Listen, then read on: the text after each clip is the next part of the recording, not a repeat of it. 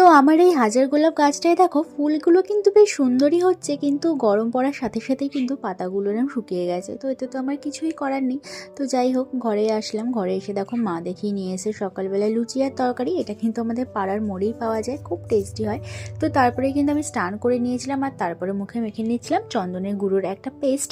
তো এটা কি জিনিস, এই প্রোডাক্টটা কিন্তু তোমাদের সাথে আমি পরে শেয়ার করে দেবো। তো আমি নিজেও জানতাম না এটার রেজাল্টটা কেমন আসবে, যেহেতু আমার মুখে বেশ ট্যান পড়েছিল। তো আমি শুনছিলাম যে এই চন্দনের গুঁড়োটা মাখলে নাকি বেশ ভালো হয়, তো সেই জন্য এটা মেখেছিলাম। তো তারপরে কিন্তু মুখটা ধুয়ে রেজাল্টটা দেখে আমি জাস্ট হা হয়ে গেছি। মানে সত্যি মুখটা ভীষণ গ্লো করছিল। তো তোমাদের সাথে কিন্তু আমি অবশ্যই শেয়ার করব। আর তারপরে কিন্তু বসে পড়েছিলাম লাঞ্চে। তো লাঞ্চে কিন্তু ছিল ভাত, পার্শে মাছ ভাজা, আলু পেঁয়াজ কলি ভাজা, চিংড়ি মাছে কষা মতো কিছু একটা, আর কিন্তু ছিল চিকেন। তো খেয়ে দিয়ে কিন্তু আমরা বিকেল বিকেল বেরিয়ে গেছিলাম। আর আমাদের ড্রেস দেখে বুঝতেই পারছো যেটা কিন্তু এখনকার ভিডিও না, এখন এরম পড়লে তো মরেই যেতাম। তো এটা কিন্তু কয়েকদিন আগের ভিডিও ছিল, মানে ফেব্রুয়ারির দিকের ভিডিও ছিল, আমার ঠিক খেয়াল নেই।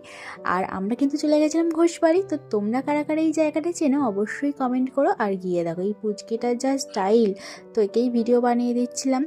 আর আমরা দেখো ছিলাম, আমি আমার মায়ের বান্ধবী ছিল জ্যোৎস্না আন্টি, আর এই পুচকিটা কিন্তু আন্টির মেয়ে হয়। তো আমরা সবাই মিলে গেছিলাম। আর এখানে কিন্তু দারুণ একটা চার্চ খুলেছে নতুন, তো সেটাও ঘুরছিলাম। আর বাড়ি এসে রাতে ডিনার করে নিয়েছিলাম। ডিনারে কিন্তু ছিল বিরিয়ানি। তো ব্লগটা এই পর্যন্তই, বাই।